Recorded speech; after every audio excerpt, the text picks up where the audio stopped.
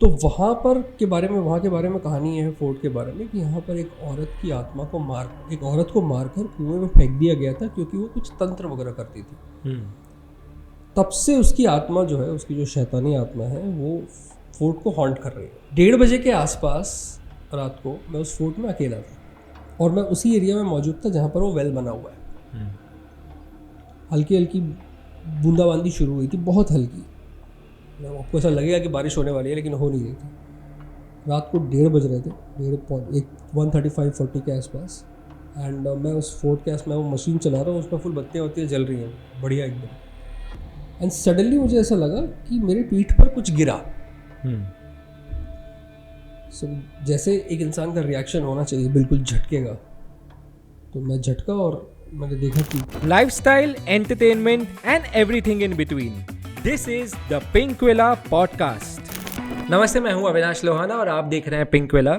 आज मेरे साथ है मशहूर पैरानॉर्मल इन्वेस्टिगेटर, मिथ बस्टर और मेरे हिसाब से बहुत ही जाबाज Jay Alani. Jay, welcome to Pinkvilla. Thank you Avinash, thank you so much. हम बहुत टाइम से ये कोशिश कर रहे हैं, तो ये फाइनली हो रहा है, so thank you. Pleasure is all mine. Yes. तो जय, क्योंकि आप एक पैरानॉर्मल इन्वेस्टिगेटर हैं, तो मैं बहुत ही सिंपल सवाल से शुरू करता हूँ। आपसे सब भूतों की स्टोरी एक्सपेक्ट करेंगे, तो हम पहले सीधा वहीं जाते हैं। ठीक है। आपने कभी भूत देखा नहीं है, नहीं। तो आप हमेशा क्लेम करते हैं कि भूत हो भी सकते हैं, नहीं भी हो सकते। You never said anything on that. पर आपने 1000 से भी ज़्यादा लोकेशंस इन्वेस्टिगेट की है। कभी ऐसा हुआ होगा जय, जहाँ पे आपको महसूस हुआ होगा कि मेरे अलावा कोई और भी है? ऐसा होता है, कई लोकेशंस पर आपको कुछ ऐसा महसूस हो जाता है कि हाँ, यहाँ पर there is something that is beyond explanation. As of now, जिस वक्त मैं मौजूद हूँ, इस वक्त मैं इस चीज़ को एक्सप्लेन नहीं कर सकता, लेकिन मैं डायरेक्टली उस चीज़ को भूत प्रेत से रिलेट करके नहीं देखता जी। मेरा अपना एक नज़रिया है, मेरा अपना एक इवैल्यूएशन प्रोसेस है। जब तक वो कंप्लीट नहीं हो जाता और जब तक मुझे जवाब नहीं मिल जाता, तब तक मैं इस चीज़ पर यकीन नहीं करता कि वो भूत ही था। और ज़्यादातर इस तरह के कॉम्प्लेक्स सिचुएशंस का जवाब मैं ढूंढ निकालता हूँ।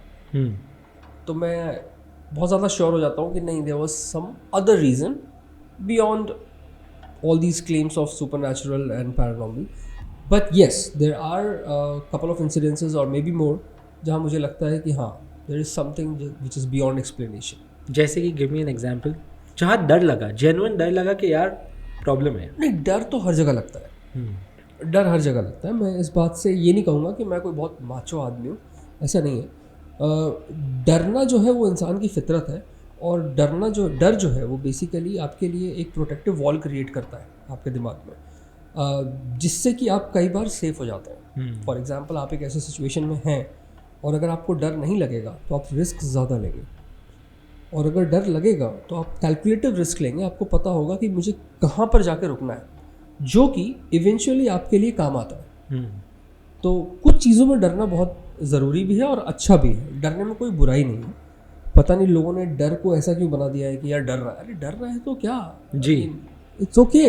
वो ह्यूमन टेंडेंसी है, वो उसका इमोशन है, वो डरेगा, इंसान ऐसा होता है। सो डर जो एक ऐसा भाव है जो मेरे अंदर हमेशा से है।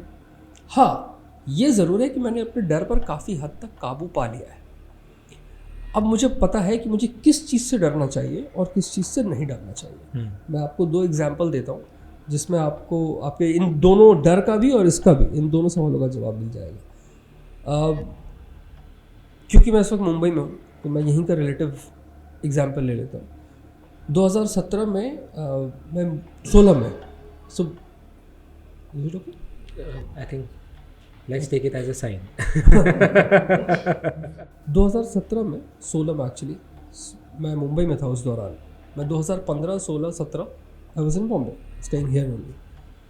उस टाइम पे मेरे अंदर एक बड़ा जोश था, या आप कह लें जुनून था। मैं I am coming from media background, so मैं अपनी जॉब वॉब सब छोड़ छाड़ के मैं यहाँ आ गया था। और मैंने सोचा था कि एक ऐसा टीवी शो बनाऊँगा जो पैरानॉर्मल इन्वेस्टिगेशन पे बेस्ड होगा, और बस रातों रात सुपरस्टार, ऐसा सोच के मैं मुंबई आ गया था। यहाँ आया तो पता चला भाई देखो ऐसा है कि कुछ होने वाला है नहीं। तो at that time I was staying in Naigaon, क्योंकि इस वक्त अंधेरी साइड या उस टाइम पे बहुत महंगे घर होते थे। नायगांव में मैंने एक फ्लैट लिया था 4000 रुपये का, 1 BHK था, डिसेंट जगह थी। अब वहाँ से रोज़ आना पड़ता था, अंधेरी, जुहू, बैंड्रा। बट नायगांव के पास एक और जगह है, विरार। सबने सुना है। विरार से थोड़ी दूर पर एक फोर्ट है, वसई फोर्ट जी, जिसके बारे में लोग कहते हैं कि यहाँ पर कुछ गड़बड़ है। अब वसई फोर्ट सामने है, उसके पीछे एक गांव है और फ्रंट में वसई का विरार का वो है कोट, वो पूरा एक इलाका है।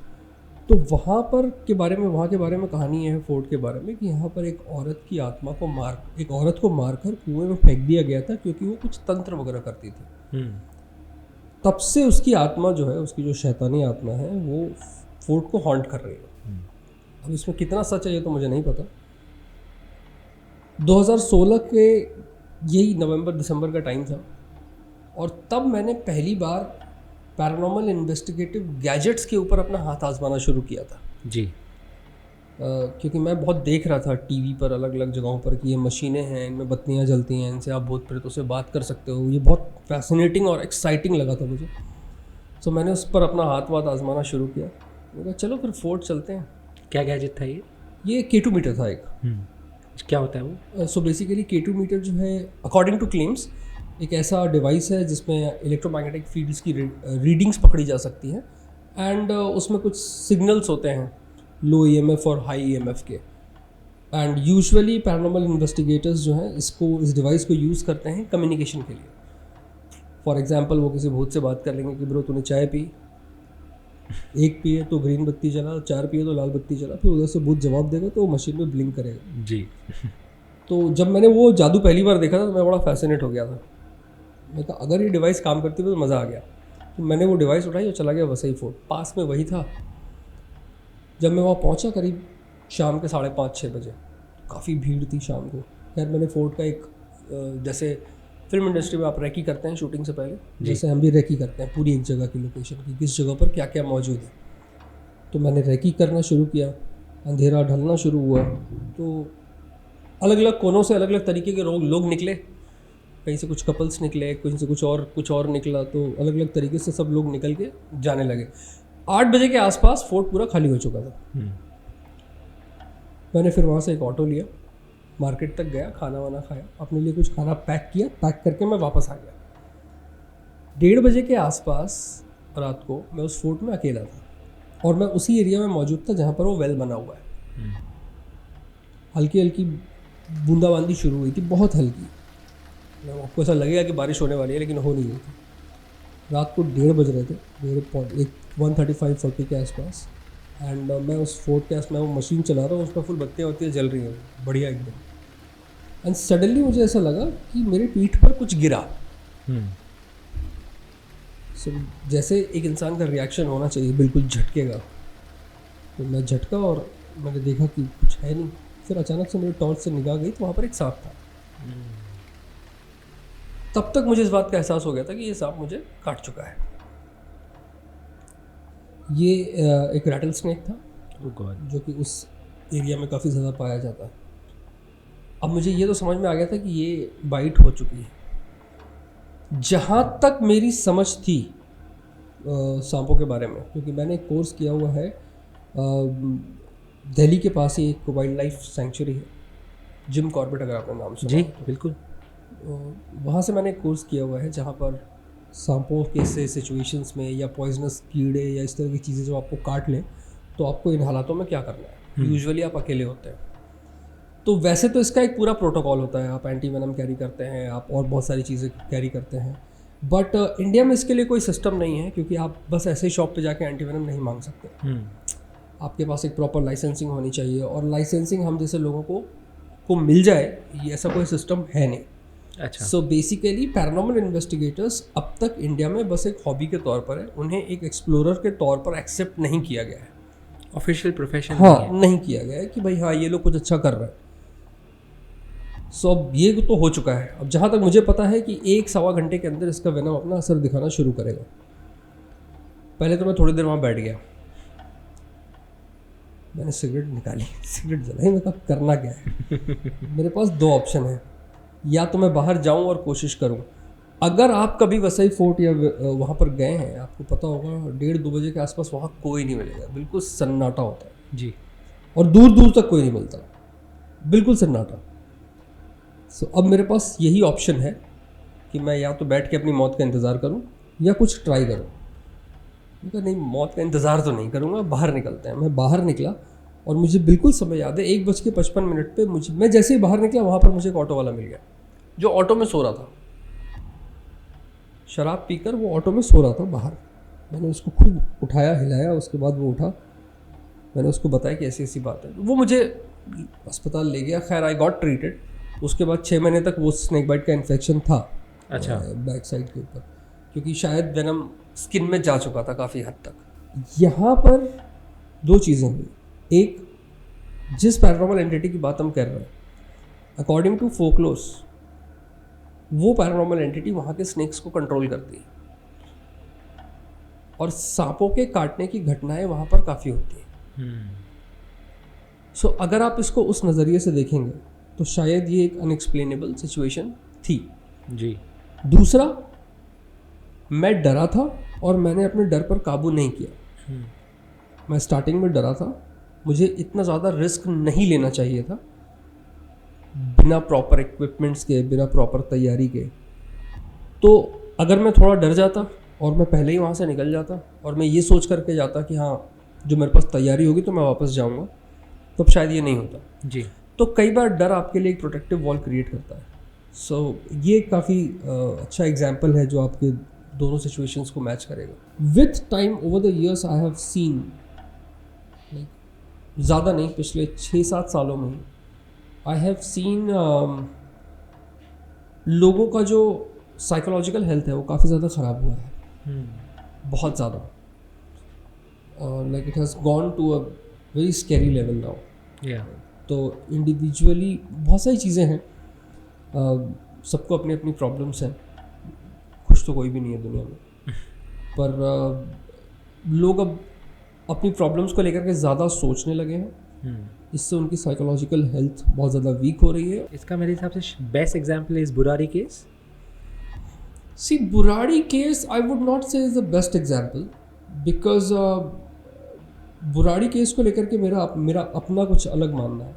क्या है? यूजुअली तो जो भी पुलिस रिपोर्ट्स कहती हैं कि वगैरह वगैरह हो रहा था, लेकिन मुझे ऐसा लगता है कि सबने एक साथ सुसाइड कर लिया, ये मेरे लिए थोड़ा हजम करना मुश्किल है। मेरे पास यही सवाल है actually Jai, and for my viewers I want to say those who don't know about the Burari case, Delhi में एक इंसिडेंट हुआ था कुछ सालों पहले जहाँ पे एक पूरा परिवार 10 लोगों ने एक साथ अपने आप को 11 लोगों ने एक साथ अपने आप को हैंग कर दिया था। और नेटफ्लिक्स पे रिसेंटली इस पर एक डॉक्यूमेंट्री भी आई थी, बहुत बढ़िया बनी थी वो।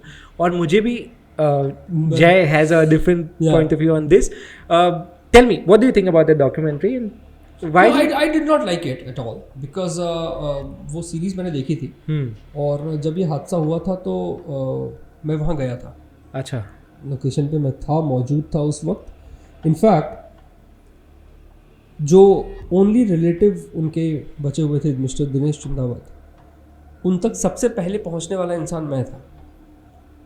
2018 में मैंने उनके साथ पॉडकास्ट किया था,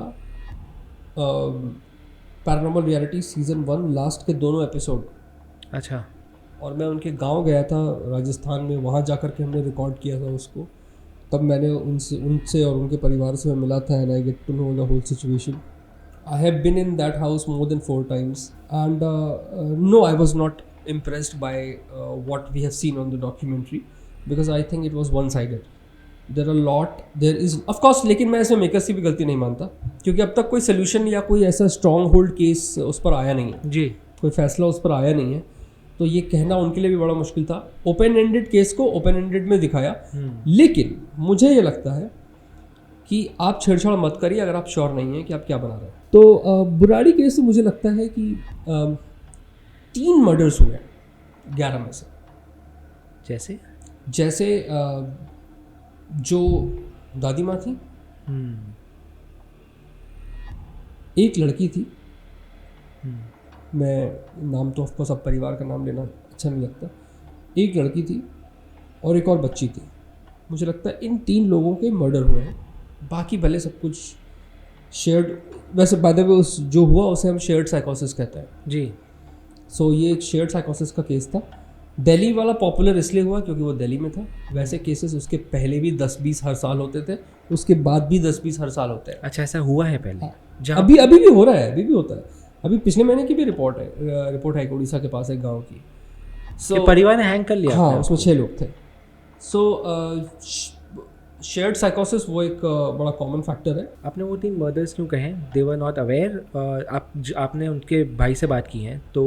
नहीं, मैंने भाई से भी बात की है, मेरे पास पोस्टमार्टम रिपोर्ट्स भी हैं और उस वक्त मैंने किसी तरीके से ली थी पढ़ने के लिए बस। देखिए, एक तो मुझे लगता है कि जो दादी थी वो लटकी हुई नहीं थी, वो ज़मीन पर थी। उनके दुपट्टे या किसी मोटे कपड़े से वो फाइनली बंधी हुई थी एक अलमारी से। अब ये इस टेंशन में आप कैसे कोई सुसाइड कर सकता है जी? तो मेरा ये मानना है कि या तो खींच करके उनको मारा गया और या मारने के बाद उस पोजीशन में लाके रख दिया गया, ऐसा मेरा मानना है। हालांकि इसमें और भी कई तरह के पेच है जी। एक पॉइंट है जो मुझे लगता है सबने मिस किया है। एक लड़की की पोस्टमार्टम रिपोर्ट में ये था कि she was in her periods at that time, वो माहवारी से गुजर रही थी। अब इसमें कंसेप्चुअली मुझे कुछ चीज़ें समझ में नहीं आई। नंबर 1, इस तरीके से बताया गया कि भाई वहाँ पर एक हवन, प्रतिष्ठान, पूजा, व्हाटएवर जो भी चल रही थी, वो करने के दौरान ये सब लटके। हालांकि इनका जो कॉन्सेप्ट था वो ये नहीं था कि ये मरने वाले हैं जी, ये वापस आने वाले हैं, उनका कॉन्सेप्ट वो था। अब अगर आप देखेंगे कि उन्होंने एक रीति रिवाज से पूजा की या हवन किया या जो भी किया, दूसरा कॉन्सेप्ट ये कहता है कि हमारे कल्चर में कि अगर वो लड़की अपने पीरियड से माहवारी में है तो she can not attend a puja और किसी इस तरीके का हवन वो नहीं कर सकती। सो फिर उसको पार्ट ऐसा तो है नहीं कि एक लड़की घर में पीरियड्स में है और घर में किसी को पता नहीं होगा जी, एटलीस्ट उसकी मम्मी को तो पता ही होगा, व्हाट आई फील। तो ये मुझे कंसेप्चुअली क्लैरिटी नहीं आई इस थॉट के ऊपर। और मुझे ऐसा लगता है कि एक बच्ची के पास कोई वजह नहीं होगी खुद को लटकाने की जी। इसके अलावा कई और धागे हैं जो मुझे लगता है कि वो सही नहीं है, लेकिन ठीक है, ये ज़रूरी नहीं है कि हर चीज़ का जवाब मिल जाए, क्योंकि जो लोग इसमें इन्वॉल्व थे वो सब तो चले गए जी। अब ये बड़ा मुश्किल है बताना। कुछ दिनों पहले ऐसा ही एक केस आया था केरला में, जहाँ पर एक माँ बाप ने अपनी ही दो बेटियों को मार दिया था, क्योंकि वो इस थॉट में थे कि वो बेटा बन के पैदा होंगी। ओह, ये भी एक काफ़ी पॉपुलर केस था बाय द वे। तो ऐसे केसेस होते हैं, अभी भी हो रहे हैं, बस हमारा ध्यान उन पर नहीं जा रहा जी। पर जय, मेरा सवाल अभी भी वही है, how is it possible to convince 10 people in the house कि आप मुंह पे पट्टी बांध दो, नहीं, इट्स नॉट पॉसिबल, आँख पे पट्टी बांध दो, हाथ पीछे बांध दो और टेबल पे लटक जाओ और पूजा करो? ये कैसे पॉसिबल है किसी को कन्विंस करना? Which and I am asking again from a paranormal perspective, do you think there is a paranormal angle here, no, or is it completely psychosis? Because it is impossible to convince someone to do this. It's a psychology, it's a shared psychosis. इसका भूत प्रेत से कोई लेना देना नहीं है। अगर आप मेरे की पर्सनल राय पूछेंगे तो नहीं, ये 11 लोगों को, डिफरेंट एज ग्रुप के 11 लोगों को कन्विंस करना कि आप लटक जाओ, ये मुझे नहीं लगता कि पॉसिबल है जी। So there is something that we are all are missing and I think कि वो शायद कभी बाहर नहीं आ पाएगा। What did the brother say? What was his opinion? He's happy to see. He's happy to see. देखिए क्या होता है ना कि जाने वाला तो चला गया, अब जो रह गया वो अपना फ़ायदा तो देखेगा ही थोड़ा बहुत, जहाँ से हो जाए। अब ये लाइन शायद किसी को बुरी लग सकती है, पर इस ज़माने की सच्चाई तो यही है। ऐसा लगा आपको जब आप बात हाँ, मुझे ऐसा लगता भी है कि चाहे कोई भी चला जाए, लोग थोड़ा बहुत कहीं ना कहीं अपना फ़ायदा तो देखते ही हैं। पूरी दुनिया में अंधविश्वास बहुत है, सिर्फ हम कहते हैं हमारे देश में, बट नहीं, मैं हमसे जानता ज़्यादा हूँ तो पूरी बाहर है। दुनिया में बहुत अंधविश्वास है। वशीकरण के कुछ प्रोडक्ट्स भी मिलते हैं ई-कॉमर्स अरे वेबसाइट पे। अब तो It's very surprising if people have not seen it, and we are not endorsing this. In fact, we are against this कि वशीकरण के प्रोडक्ट्स ऑनलाइन बिकते हैं। नहीं इंडोर्सिंग तो छोड़िए, मैं तो कहता हूँ कि जी, उसके पहले वशीकरण क्या होता है? देखिए वशीकरण कहने के लिए एक तरीके का तंत्र है जो इस्तेमाल किया जाता है किसी भी इंसान को अपने वश में करने के लिए। मान लीजिए कि यूजुअली तो ये इसका स्टैंडर्ड स्टेटमेंट ये है, लेकिन इसको पोर्ट्रे इस तरह से किया जा रहा है कि आप अपनी मनचाही कन्या को अपने वश में कर लीजिए, अपने मनचाहे पुरुष को अपने वश में कर लीजिए। तो ये उस साइकोलॉजी पर खेला जा रहा है, लेकिन ऐसा होता तो है नहीं। तो इसके अलग अलग प्रकार हैं और भी कई तरह के रूप हैं जो लोगों के सामने आते रहते हैं अक्सर। तो वशीकरण इज़ बेसिकली दैट, जिसमें आपको कुछ क्लेम्स करेंगे, बताएंगे कि भाई फलानी लड़की अगर आपको आप पसंद करते हैं तो आप ये उपाय कीजिए और वो आपके वश में हो जाएगी। फिर आप जो मन चाहे कीजिए। बहुत सारे लोगों को शायद ये नहीं खबर है, मैंने इस बारे में कई बार बात भी की है, मैं आपके प्लेटफॉर्म पे फिर से बोलता हूँ। वशीकरण के उपायों के थ्रू रेप्स को बढ़ावा दिया जा रहा है, क्योंकि वशीकरण नाम की जैसी कोई चीज़ नहीं होती। फ्लिपकार्ट, अमेजोन जैसी जो वेबसाइट्स हैं, ये इन पर प्रोडक्ट लिस्टेड हैं वशीकरण के, वशीकरण तिलक, वशीकरण कंगन, वशीकरण माला और वगैरह वगैरह। तो मुझे लगता है कि चलिए ठीक है, वो तो एक ऑनलाइन शॉपिंग वेबसाइट है, फ्लिपकार्ट या अमेजोन या स्नैपडील या जो भी है, पर कोई भी काम जो आप करते हैं, कोई भी काम, आप रिक्शा चालक हैं, आप जर्नलिस्ट हैं, आप डॉक्टर हैं, आप मीडिया में, आप कुछ भी कर रहे हैं, आपकी एक सामाजिक जिम्मेदारी बनती है उस काम को लिए, एक सोशल रिस्पॉन्सिबिलिटी आपके साथ आती है। तो अमेजोन, फ्लिपकार्ट वगैरह को इस तरह के प्रोडक्ट को लिस्ट नहीं होने देना चाहिए। बिल्कुल गलत है ये। और ऐसे प्रोडक्ट की कीमत हज़ारों में, 5,000, 7,000, मतलब आप वो वशीकरण तिलक खरीदिए और किसी लड़की पे लगा दीजिए तो लड़की आपकी हो गई। और आपकी हो गई से मतलब क्या है, आप क्या कहना चाह रहे हैं? हर बार वशीकरण के हर स्टेटमेंट के बाद नीचे लिखा रहेगा मनचाहा कार्य करें, मतलब उस लड़की के साथ आप मनचाहा कार्य करें, मतलब क्या है आपका? ये सब रेप प्रोवोकेशन में है जी, और फिर भी इसके खिलाफ एक्शंस नहीं लिए जा रहे हैं, क्योंकि मैं आ जाता हूं पुरानी बात पे, ऐसी प्रैक्टिसेस को धर्म से जोड़ दिया गया है और हर कोई जानता है कि धर्म में हाथ नहीं डालना। 100 करोड़ हिंदुओं का देश है, शायद ज़्यादा। मैं उन सारे हिंदू भाइयों और बहनों से कहूँगा कि भाई आपके धर्म में ऐसी चीज़ें नहीं हैं, कंसेप्चुअली गलत हो रहा है ये, आपके धर्म को भ्रष्ट करने की कोशिश की जा रही है, ये चीज़ें करके अपने आसपास मत होने दीजिए। सो वशीकरण इज़ वन इम्पॉर्टेंट थिंग जिसकी वजह से इस तरह के प्रोवोकेशंस चल रहे हैं। यस जी। तो पैरानॉर्मल इन्वेस्टिगेशन की जब हम बात करते हैं दुनिया भर में सबसे फेमस नाम आता है, जैसे आपने पहले कहा, कॉन्जूरिंग की वजह से एड और लॉरेन वॉरेन का। बहुत सारी फिल्में बनी हैं उनके ऊपर, बहुत सारी डॉक्यूमेंट्रीज बनी हैं उनके ऊपर। I think if I correct me if I am wrong, but ये भी कहते थे कि Lorraine could see things and she could figure things out what is wrong in this place. What is your opinion on them, because they are so popular with Conjuring, and have you ever wanted to visit their museum that they have? देखिए, मैं individually एक बड़ा strong headed individual हूँ। मैं अपने opinions को जहाँ अगर मुझे मौका मिलता है तो मैं उसको बहुत स्ट्रांगली एक्सप्रेस करता हूँ, बिना इस चीज़ के सोचे कि इसका रिप्रोडक्शन क्या हो सकता है। खैर इस बात की परवाह मुझे है भी नहीं, क्योंकि मेरी हर बात के पीछे मेरा अपना एक लॉजिक होता है जिसके ऊपर एक अच्छा खासा R&D होता है। और जहाँ तक मेरी समझ कहती है, इस पूरी दुनिया में पैरानॉर्मल इन्वेस्टिगेशंस के फील्ड में सबसे ज़्यादा बेवकूफ़ अगर किसी ने बनाया है तो वो ये दोनों थे। मतलब इनसे बड़े झूठे मैंने अपनी ज़िंदगी में नहीं देखे, ऐसा मेरा मानना।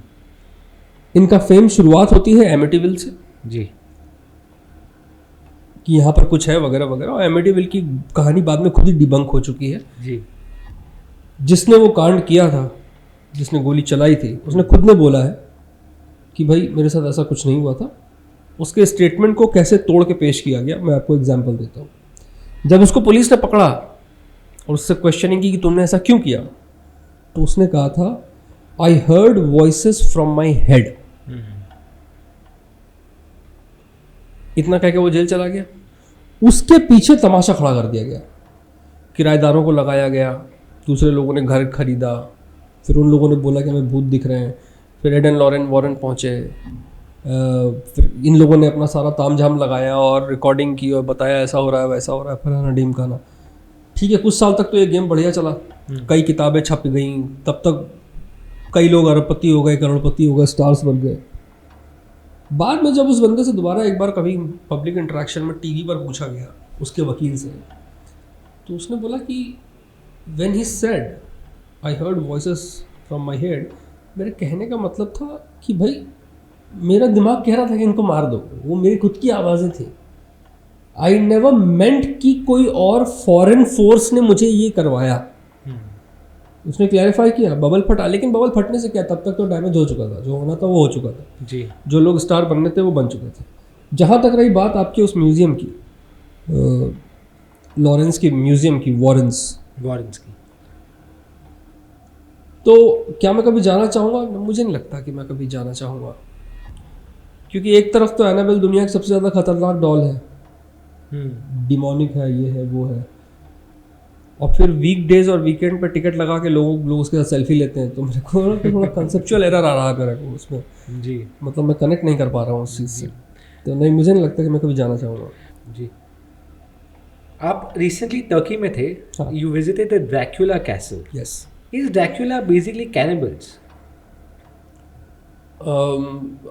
देखिए, ये बहुत एक इंटरेस्टिंग सवाल पूछा आपने, मैं बताता हूँ आपको। बहुत सारे लोगों के लिए ड्रैकुला एक पैरानॉर्मल सुपरनैचुरल एंटिटी है जी। ज़्यादातर लोगों के लिए। आपको मैं एक बहुत इंटरेस्टिंग इन्फॉर्मेशन देता हूँ। ड्रैकुला कभी एग्जिस्ट नहीं करता था। It is false, it is totally false, it never existed. It's a fictional character like it, joker वाला जी। It's a fictional character. I give you things. So Dracula basically पहली बार नाम सामने आया था 1894 में, जब ब्रैम स्टोकर नाम के एक इंसान ने एक किताब लिखी थी ड्रैकुला नाम से। जो किताब उसने लिखी थी उसके बारे में ये कहा जाता है कि उसमें जो ड्रैकुला का कैरेक्टर उसने दिया था वो दिया था व्लाद द इम्पेलर थर्ड को। व्लाद द इम्पेलर थर्ड, इसको दिया गया था ड्रैकुला का कैरेक्टर।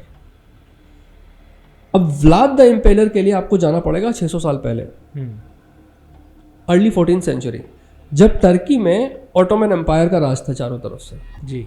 व्लाद द इम्पेलर के पिताजी का नाम व्लाद द ड्रैक्यूल सेकेंड था। अच्छा। ड्रैक्यूल का मतलब होता है सन ऑफ ड्रैगन। ठीक है जी। उसके बारे में ये माना जाता था कि वो अपने दुश्मनों को जला के मारता था, इसीलिए उसका नाम व्लाद द ड्रैक्यूल सेकेंड था। उसके थे कुछ 2-3 बेटे, उन सब को ड्रैकुला कासल, तोकात कासल टर्की में कैप्चर करके रखा गया था। अच्छा। बच्चों को, ये बच्चे 8-8, 9-9 साल के थे, उनको वहाँ के डंजन्स में जहाँ चारों तरफ अंधेरा था वहाँ पर कैप्चर करके रखा गया था। उन्हीं बेटों में एक का नाम था व्लाद द थर्ड। ठीक है। जब वो उन डंजन्स में था, वो अंधेरा था, 8-9 साल तक वो वहाँ कैप्चर्ड में रहा। उसके बाद वो बाहर निकला, और जब वो बाहर निकला, बाकी भाई मर गए, उसका बाप मर, उसको ऑटोमन्स ने मार दिया। जब वो बाहर निकला तो उसका एक आउटरीच हुआ ऑटोमन्स के खिलाफ। तो उसने एक फौज तैयार की और ऑटोमन्स को मारना शुरू किया, और वो ऑटोमन्स को मार रहा था इम्पेल करके। इम्पेल करने का मतलब है कि एक भाला सीधा खड़ा करके रखना और एक इंसान को बांधकर उसके ऊपर बिठा देना, जब तक उसके एनस से लेकर के मुंह तक पूरा भाला बाहर ना निकल जाए। इसको इम्पेल कहते हैं। इसीलिए उसका नाम पड़ा व्लाद द इम्पेलर थर्ड। उसने एक दिन में 20,000 लोगों को मारा, एंड ओवरऑल टर्की में उसने 1 लाख से ज़्यादा ऑटोमन्स को मारा, जिसकी वजह से वो एक विलन के तौर पर साबित भी होता है। इस कैरेक्टर को ब्रैम स्टोकर ने उठाया और उसमें उसके पिताजी ड्रैक्यूल और ड्रैगन और ऐसे नामों को मिक्स किया, और इंटरेस्टिंगली उसका जो वैम्पायरिस्टिक कैरेक्टरिस्टिक है उस बुक में, वो गेस कीजिए आप कहाँ से उठाया हुआ है? No idea. विक्रम बेताल।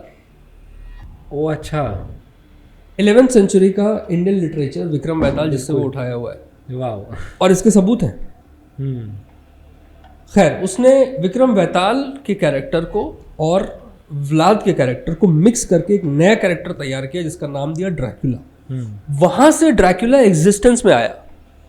जब वो बुक अच्छी लगी फिर लेट 90s में उसके 1900 में उसके ऊपर फिल्म बनी और फिर जब एक फिल्म बनती है तो पॉपुलर हो जाता है। अभी कैसे हम बात कर रहे हैं कॉन्जरिंग की, इसलिए कर रहे हैं क्योंकि वो फिल्म बनी है एनाबेल के ऊपर। बिल्कुल। तो अब एनाबेल हमारे लिए कैसे एक रियल एंटिटी है, उसी तरीके से ड्रैकुला एक रियल एंटिटी के तौर पे हमारे सामने आया। So Dracula is nothing than a fictional character. Crazy. So अगर आपके पास इन्फॉर्मेशन है, कहते हैं ना इन्फॉर्मेशन इज द पावर जी। अगर आपके पास वो है तो आपको ड्रैकुला डरने की जरूरत नहीं है। जी जी, वेरी इंटरेस्टिंग। ये मतलब तो अगर आपको हिस्ट्री जाननी हो और हिस्ट्री पता हो तो शायद हर चीज़ आपकी आधी समस्याएं समाधान है। हाँ बिल्कुल बिल्कुल। एक पैरानॉर्मल इन्वेस्टिगेटर पैसे कैसे कमाता है? देखिए बाकियों का तो मुझे नहीं पता, मैं तो कंटेंट से बनाता हूँ। मैंने ऐसा सुना है कि बाकी लोग सेशन वगैरह का चार्ज वगैरह करते हैं क्योंकि ये लोग और भी काम कर रहे होते हैं, सोल क्लीनिंग वगैरह भी करते हैं, वो सब तो मुझे आता नहीं है। मैं तो कंटेंट बनाता हूँ। जैसे अभी मैं मान लीजिए गोवा जा रहा हूँ जी, मैं अपनी इन्वेस्टिगेशन करूँगा, उससे जो मेरा कंटेंट ब्रू होगा उससे मैं या तो पॉडकास्ट बनाऊँगा, बुक्स लिखूँगा, फिल्म्स की स्टोरी लिखूँगा, सीरीज़ लिखूँगा, ऐसा कुछ लिखूँगा, उससे मैं पैसा बनाऊँगा। जी। पर फिर कई बार क्योंकि जैसे आपने खुद कहा हमारे देश में ये एक प्रोफेशनल कोर्स या प्रोफेशन नहीं है बेसिकली, तो फिर आज भी कई लोग इसको थोड़ा सा लाइटली लेते हैं, थोड़ा सा बहुत लाइटली क्या, वो तो लेना ही है। मतलब देखिए ये होता है, ये होता है। एक डॉक्टर कभी भी एक ऑटो वाले के प्रोफेशन की इज्जत नहीं करेगा। एक ऑटो वाला कि घर से जो कचरे वाला कचरा उठा के जा रहा है वो उसके प्रोफेशन की इज्जत नहीं करेगा। ये होता है, ये होता है। पैरानॉर्मल इन्वेस्टिगेटर्स मुझे बाकियों को, लाइक आई सेड, मुझे बाकियों में अपनी बात कर सकता हूँ। मैं बेसिकली लोगों के लिए क्लाउन हूँ, जो जिससे हर कोई मिलना तो चाहता है, बैठना चाहता है, बात करना चाहता है कि भूत प्रेत होते हैं कि नहीं बताओ वगैरह वगैरह ऐसा वैसा, लेकिन उसके आगे का क्या, क्योंकि वो मेरे साथ करेगा भी क्या। मैं उनके किसी काम को तो हूँ नहीं अंटिल अनलेस उनके घर में भूत आए और वो मुझे भगाने बुलाए। तो सीरियसली हो या ना हो, लेकिन मैंने इसको अलग तरीके से लिया है और मैं देखता हूँ, मैं have been to almost all sorts of reputed platforms, from TED talks to everything I have been and touchwood. अब तक मैंने जितना भी काम किया है सारे बड़े ब्रांड्स के साथ ही काम किया है। तो लेकिन मुझे ऐसा लगता है वो इसलिए क्योंकि मेरे अंदर कंटेंट क्रिएशन का स्किल है। जिनके पास नहीं है वो मुझे नहीं पता कि वो क्या करते हैं इन्वेस्टिगेशंस के बाद, लेकिन मैं ये करता हूँ। दिन में कितने रिक्वेस्ट आते हैं या कितने इंक्वायरीज आती है, मेरे घर पे ये हुआ? बहुत बहुत बहुत 100 से भी ज़्यादा। ओ अच्छा, रोज छाँटते कैसे हो इसको? बहुत हद तक तो नहीं छाँट पाता। अब देखिए ये क्या है ना कि ये मूड पर है। हाँ, कुछ लोगों को लगता है कि मैं दिन, और ये सही भी है, सुबह उठने के लेके रात के सोने तक मेरे इर्द गिर्द सिर्फ भूत प्रेतों की ही बातें हो रही होती है। घर पे भी नहीं, घर पे नहीं ऑफ कोर्स, लेकिन काम, अब मेल्स आ रहे हैं तो वो भी वही आ रहा है, इंस्टाग्राम पे डीएम आ रहा है तो वो भी वही आ रहा है, व्हाट्सएप आ रहा है तो वो भी वही आ रहा है। किसी के पास कुछ पिच करने जा रहा हूँ, फॉर एग्जांपल किसी प्लेटफॉर्म के पास पिच करने जा रहा हूँ तो वहाँ पर भी वही बातें हो रही हैं। तो बेसिकली सुबह शुरुआत से लेकर के रात तक सिर्फ भूत प्रेत और नेगेटिव एनर्जी और ये वो इन्हीं सब की बात होती रहती है। उसके बीच में मैं खुद को एकदम साउंड, मेंटली एकदम बिल्कुल साउंड रखना चाहता हूँ। तो जितना मैं देख पाता हूँ, और अगर मुझे लगता है कि हाँ इसमें कुछ है, ठीक है भाई। अब जैसे मुंबई का एक लड़का है, पिछले 2 महीने से वो मुझे मैसेज कर रहा है कि दहीसर में कोई बिल्डिंग है जो हॉन्टेड है, किसी जंगल वंगल के बीच में पुरानी बिल्डिंग है। तो मैंने उसको बोला कि भाई ठीक है, अगर तुम्हें लगता है कि यहाँ पर इतना कुछ हो रहा है तो you will have to help me with the permissions. अगर आप वो कर दोगे तो मैं आगे एक बार देखने को तैयार हूँ, क्योंकि वो तो कोई लोकल इंसान ही कर सकता है। तो वो तो ऐसा है, मतलब रिक्वेस्ट तो कई आते हैं पर जितने पे ध्यान दे पाता हूँ देता हूँ। जी, बहुत लोग आपको पैरानॉर्मल इन्वेस्टिगेटर की तरह जानते हैं, बट आप एक फिल्म मेकर भी हैं। हाँ, आप कुछ लिख रहे हैं, आप कुछ बना रहे हैं, क्या है ये? नहीं, मैंने लिखा हुआ है। देखिए मेरी पिचिंग्स चल रही हैं इस वक्त। मुझे लगता है कि मैं एक बहुत अच्छा हॉरर फिल्म मेकर, जिसकी अब तक एक भी हॉरर फिल्म सामने नहीं आई है। बहुत जल्द आएगी। लेकिन मुझे लगता है कि मैं बहुत बहुत औसम हूँ। हाँ, मतलब मैं खुद के सीन लिख करके जब इमेजिन करता हूँ, ओह भाव क्या लिख दिया भाई साहब। वो तो मतलब मुझे ऐसा लगता है। तो इसी कॉन्फिडेंस के साथ मैं धड़ल्ले से चला जाता हूँ हाँ। कि भाई ऐसा ऐसा है, लेकिन अब सिर्फ कॉन्फिडेंस से तो बात नहीं बननी ना। तो कोशिश में लगा हूँ, देखता हूँ, क्योंकि 2016-17 के दौरान जैसा मैंने आपको बताया कि I was in Bombay and I was trying to make a TV show out of it. So there was once a person, I shall not take the name, but the person told me that Indians can't make good horror, which I agree till certain extent. कम से कम पिछले 10 सालों में तो मैंने कोई ऐसी बढ़िया भारतीय हॉरर सिनेमा नहीं देखा है जो, मतलब मुझे लगता है आप अगर हॉरर बना रहे हो तो फिर हॉरर ही बनाओ यार। हॉरर कॉमेडी मत करे तो, हॉरर कॉमेडी बना रहे हो, उसमें सेक्स भी डाल रहे हो, रोमांस भी डाल रहे हो, एक्शन भी डाल रहे हो, सब उसमें चल रहा है। And bizarrely failed, Indian horror space has bizarrely failed. जो एक दो फिल्में मुझे ठीक थोड़ी बहुत लगी भी हैं कि हाँ ये थोड़ा ठीक है, उनमें ज़्यादातर सीन्स जो हैं वो कॉपीड हैं। कौन सी है ये?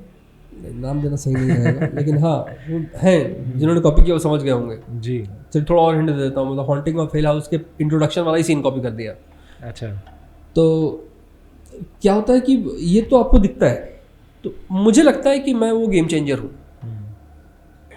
और जिस भी दिन सामने आऊँगा तो ज़रूर, बिल्कुल, चाहे as an independent film maker, पर आऊँगा तो ज़रूर। तब शायद लोगों को ये लगेगा। एक फिल्म मैं बना रहा हूँ अभी, इंडिपेंडेंट फिल्म है, 70% शूटिंग हो चुकी है। फिल्म का नाम है मॉन्स्टर कैफे। ओके। ये नेक्रोफीलिया पर है। अब देखते हैं वो पहले तो बन जाए पूरी, हाँ, बनने के बाद अगर कहीं रिलीज हो जाए तो ठीक है, मतलब कोशिशें लगी हुई हैं। We are also rooting for you. Jay, आखिरी सवाल, यू लाइक यू सेड, और हम ब्रेक में भी बात कर रहे थे कि क्योंकि आपने गोश्त देखा नहीं है तो भूत है कि नहीं है ये अपने को पता नहीं है। I am again going back to my first question, पर कभी ऐसा हुआ होगा, give me one incident where you went somewhere और शायद भरोसा हुआ वाह कि हाँ, इसी सवाल का इंतजार कर रहा था मैं बताता हूँ आपको। कौसानी नाम की एक जगह उत्तराखंड में, अच्छा, बागेश्वर के पास, मेरे पास रिपोर्ट आई कि जंगल में एक अजीब सा जानवर घूम रहा है जो आंखों के सामने से गायब हो जाता है। अच्छा। अब कहानी जो थी बिल्कुल वेयरवुल्फ टाइप की, बिल्कुल फिल्मी। भाई यहाँ तो जाना पड़ेगा, मज़ा आएगा। अब वो बात जो है वो शायद हुई थी जुलाई के आसपास की। मैं खाली बैठा था, मैं चला गया, और जब मैं वहाँ पहुँचा, आसपास कोई होटल नहीं है, कुछ भी नहीं है। The nearest hotel is 18 kilometres. तो यूजुअली ऐसी लोकेशंस पर हम क्या करते हैं कि हम अपनी गाड़ी में ही सारा सामान रखते हैं, खाना, चाय का सामान, छोटा सा कुकर है गाड़ी में, वो सब, मतलब एवरीथिंग इज़ देयर, और गाड़ी में ही सो जाएंगे, कुछ भी कर लेंगे। लेकिन गाड़ी में सोने में एक प्रॉब्लम होती है। अगर आप गाड़ी का इंजन ऑन करके सो रहे हैं एसी चला के, तो वो अट्रैक्ट कर रहा है बहुत सारी चीज़ों को अपनी तरफ। एक आवाज़ जंगल में गूंज रही है, वो अपनी तरफ अट्रैक्ट कर रही है। अगर आप ऑफ करके सोते हैं गाड़ी, अगर आप ऑफ करके सो रहे हैं, तो या तो अंदर सफोकेशन होने लगता है, ठीक है, और या तो जो जंगल की आवाज़ है वो आपके कानों में चुभने लगती है, वो आपको डराती है धीरे धीरे। जंगल की आवाज़ जो होती है जी, वो बेसिकली टाइम लेती है आपको शेक करने में, आपको डराने में, आपके अंदर पेनिट्रेट करने में वो थोड़ा टाइम लेती है। वो वैसे आप सुन रहे हैं वो आवाज़ आ रही है क्रिकेट्स की और इन सब की, वो उससे नहीं है। धीरे धीरे जंगल में जब आप रहेंगे तो जंगल की अपनी खुद की एक आवाज़ है, उसमें आप थोड़ा शांति से 1-2 घंटे बिताएंगे तब आप देखेंगे कि वो आवाज़ आपके अंदर पेनिट्रेट कर रही है, और जब वो करेगी तब आपके रोंगटे खड़े होने शुरू हो जाएंगे, और तब आपको लगेगा कि हाँ मैं कहीं फंसा हुआ हूँ। तो वैसा एक लोकेशन थी, मैं चला गया और मैंने वहाँ पर कैंप वैम्प लगा दिया। सो मैंने एक रूल बनाया था, 2-3 रात के लिए मैं रुकने गया था। तो मैंने सोचा था रात में रुकूंगा, सुबह वापस जाऊंगा होटल में, फिर शाम को वापस जाऊंगा, फिर रात में रुकूंगा, ऐसा। तो पहली रात को जो था इस पूरी सिचुएशन से निपटने के लिए मैंने एक रूल बनाया कि मैं 1-1 घंटा करके जाऊंगा। 1 घंटा मैं बाहर रहूंगा, 1 घंटा मैं गाड़ी का इंजन स्टार्ट रखूंगा। तो ऐसे करके मैम बनाएंगे। पहली रात बीत गई इसी तरीके से, कुछ भी नहीं हुआ। अगली रात को मैं जब अगला घंटे वाला रूल था तो मैं वॉक करते करते थोड़ा आगे चला गया। अब आगे जैसे ही पहुंचा मैं तो बारिश हो गई। और उत्तराखंड की मतलब अगर आपने जंगल में बारिश देखी है उत्तराखंड में रात में तो काफ़ी तेज़ बारिश होती है जी। तो काफ़ी तेज़ बारिश हुई। और अब मेरे लिए इस वक्त ये कहना बड़ा मुश्किल है कि मुझे पता नहीं क्या हुआ, लेकिन मुझे ऐसा लगता है कि अब किसी ने धक्का दिया या मेरा पैर फिसला, मैं नहीं जानता। लेकिन मैं करीब करीब सडनली 60 फुट नीचे जाके गिरा एक वैली से, एक क्लिफ से, और मैं लैंड हुआ अपने एंकल्स पे। तो मेरा ये जो राइट एंगल है ये ट्विस्ट हो गया, ये टूट गया, वहीं पर ब्रेक हो गया। तो अभी उसका सर्जरी वगैरह हुई, प्लेट्स लगी हुई हैं यहाँ पर, तो ये ट्विस्ट हो गया पूरा। अब समस्या ये कि रात के बज रहे 12:30, बारिश हो रही है, आप उत्तराखंड के एक जंगल में हैं। अच्छा, आपने तो ये सोचा नहीं था इतनी दूर आएंगे, तो फ़ोन आप गाड़ी में छोड़ाए हैं, आपके पास बस टॉर्च है। तो मैं रात भर उसी बारिश में सोया। Oh shit. वो टूटा हुआ पैर लेके। अगले दिन मैं सुबह जैसे सुबह बारिश अक्सर रुक जाती है, तो मैं किसी तरह गाड़ी तक पहुंचा और फिर वहाँ से फ़ोन किया और वो तो कई बार ऐसी लोकेशन पर अगर आपके साथ कोई हादसा हो जाए, वो भी इस तरीके का, तो आप सोचने के लिए मजबूर हो जाते हैं कि हाँ कुछ दिक्कत चल रही है जी। और ऐसा होता रहता है, मतलब लाइक मेरे दोनों पैरों को मिला, दोनों में 4 प्लेटें लगी हैं, एक शोल्डर डिसलोकेटेड है, सांप 2 बार काट चुका है। तो ऐसा होता रहता है, ये हमारा पार्ट ऑफ लाइफ है। तो जब ऐसा कोई हादसा होता है तो मुझे लगता है कि हाँ कुछ तो है, देयर इज समथिंग। घर वाले गुस्सा करते हैं ये सब? भाई बहुत ज़्यादा। पापा तो अपने वसीयत से बाहर निकालने को तैयार बैठे हैं। और आपकी तो शादी भी हुई है अभी तो? हाँ, कुछ टाइम हो गया जी। नहीं, ये तो खैर फील्ड इन्वेस्टिगेशंस अब मैं बंद करूँगा। अच्छा। हाँ, मतलब थोड़ा टाइम है अभी। क्यों? देखिए, हमारे फील्ड में खतरा तो है, और सिर्फ भूत प्रेतों से नहीं है, कई तरह के एक्सीडेंट हो जाते हैं। ऐसी जगहें अक्सर कुछ एंटी सोशल एलिमेंट्स का हाइड आउट है, ऐसी बहुत सारी चीज़ें हैं जो हो जाती हैं। सो फील्ड इन्वेस्टिगेशन अब कुछ टाइम के बाद मैं आई थिंक कि अब मेरा टाइम आ गया कि मैं फील्ड इन्वेस्टिगेशन से कुछ टाइम बाद मैं हाथ जोड़ दूँ, और अब तक जो एक्सपीरियंस कमाया है उसे सिनेमा या किसी और माध्यम से लोगों के सामने रखूँ। जी। नई बात Jay, I want really want to tell you, जैसे आपने कहा इंस्टाग्राम रील्स पे, वेबसाइट्स पे बहुत पैरानॉर्मल इन्वेस्टिगेटर्स के बारे में आप सुनते हैं, समझते हैं, देखते हैं, पर what really separates you is that you really speak about things that concerns the whole field of paranormal investigation and how it impacts the society. So that separates you, and I really want to thank you for doing that. It really creates an impact. Well, and thank you to you too as well, because आप जैसे platform बहुत कम होते हैं जो आकर के allow करते हैं कि आप, वरना यूजुअली क्या होता है कि लाइक आई सेड कि मैं एक क्लाउन हूँ, मुझे लोग बिठा देंगे और बोलेंगे हाँ भैया भूत की कहानी सुनाओ चाह रहे। और जैसे आपने बोला कि भूत नहीं होता है तो वो थोड़ा अपसेट हो जाएंगे। जी। अरे ऐसे कैसे नहीं होता यार, तुमने भूत नहीं देखा, तुम काहे के पैरानॉर्मल इन्वेस्टिगेटर बन के घूम रहे मार्केट में। तो ये होता है, बट वो जैसा मैंने कहा कि मुझे लगता है कि हर काम के साथ एक सोशल रिस्पॉन्सिबिलिटी होती है। बिल्कुल। और मेरे काम के साथ भी है, तो मैं दोनों को एक साथ करने की कोशिश करता हूँ। जी, और बहुत अच्छा काम कर रहे हैं। Thank you so much. Thank you. You can also hear the entire conversation on Google Podcasts, Spotify, Amazon Music, Podcast Index, RSS Community, and Listen Notes.